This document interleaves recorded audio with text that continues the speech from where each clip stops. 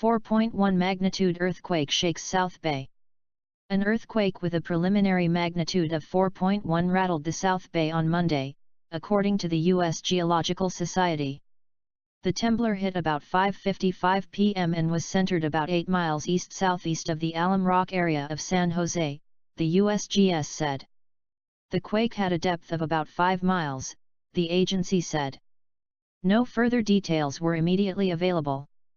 Source: 4.1 magnitude earthquake shakes South Bay, NBC Bay Area. Earthquake: 3.2 quake strikes near Petrolia. A shallow magnitude 3.2 earthquake was reported Monday morning 2 miles from Petrolia, California, according to the U.S. Geological Survey. The trembler occurred at 2:10 a.m. PDT at a depth of 10.6 miles. According to the USGS, the epicenter was 20 miles from Fortuna, 33 miles from Eureka and 37 miles from Bayside, California.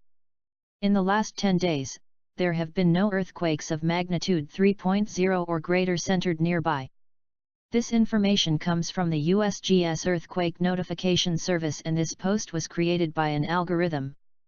Magnitude 4.1 earthquake strikes near San Jose, felt in San Francisco.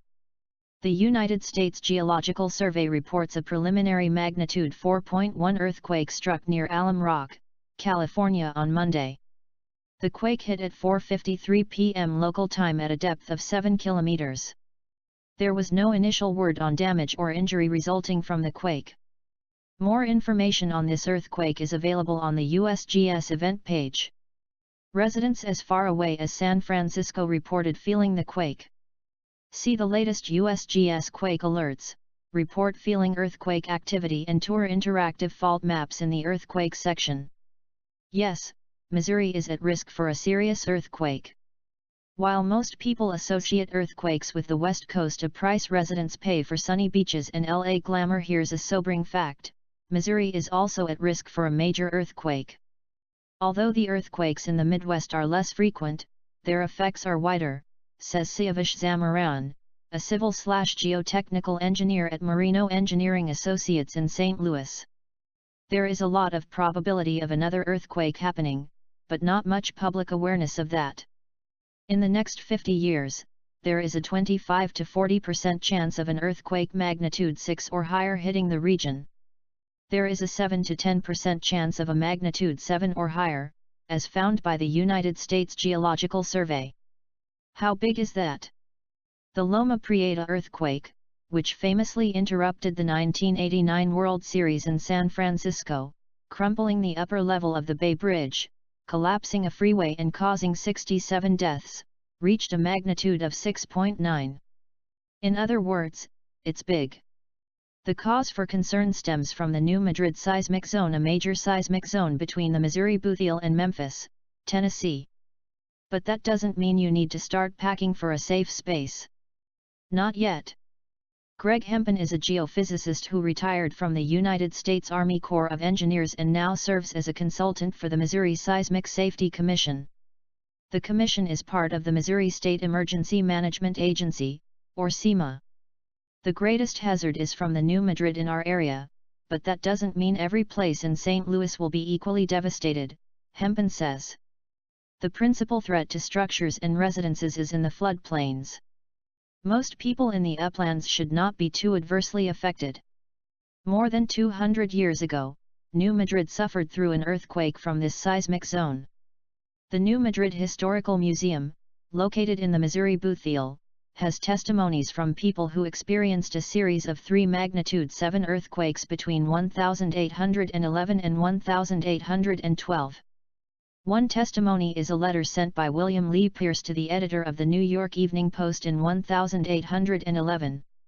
It reads, "At New Madrid, 70 miles from the confluence of the Ohio, and on the right hand, the utmost consternation prevailed among the inhabitants, confusion, terror, and uproar presided, those in the town were seen running for refuge to the country, whilst those in the country fled with like purpose towards the town.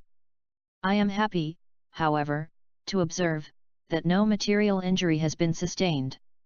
Should another earthquake of that magnitude hit, however, the damage would be considerably worse than it was 200 years ago. People in 1811 and 1812 were mostly self-sufficient, Hempen says. They built their own structures. If the structure was only damaged a little, they could repair it. If it was damaged a lot, they could stay with a neighbor until the community repaired it. Today, of course, our lives are more complicated and our edifices more elaborate.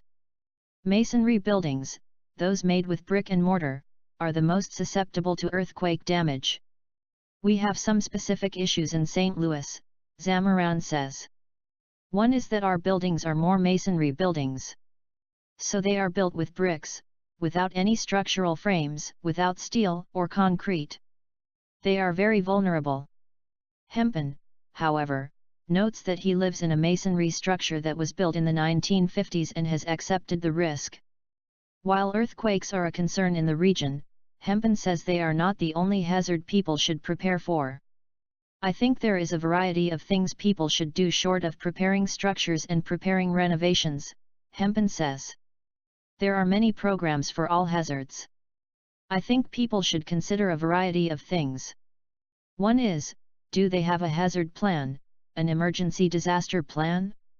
If there is an evacuation, do they have an emergency list of what they should have? Two of the programs Hempen discusses are the Great Central U.S. Shakeout and Map Your Neighborhood, both meant to educate people in the region about disaster preparedness. 8 states would be directly affected by an earthquake from the New Madrid seismic zone. James Wilkinson, Executive Director of Central U.S. Earthquake Consortium, brings together emergency managers from each of those states. He says Missouri and the 8 states he represents are fully engaged in earthquake emergency update with FEMA. Folks need to understand the earthquake is not a West Coast thing exclusively, Wilkinson says. We have active faults, man-made and naturally occurring.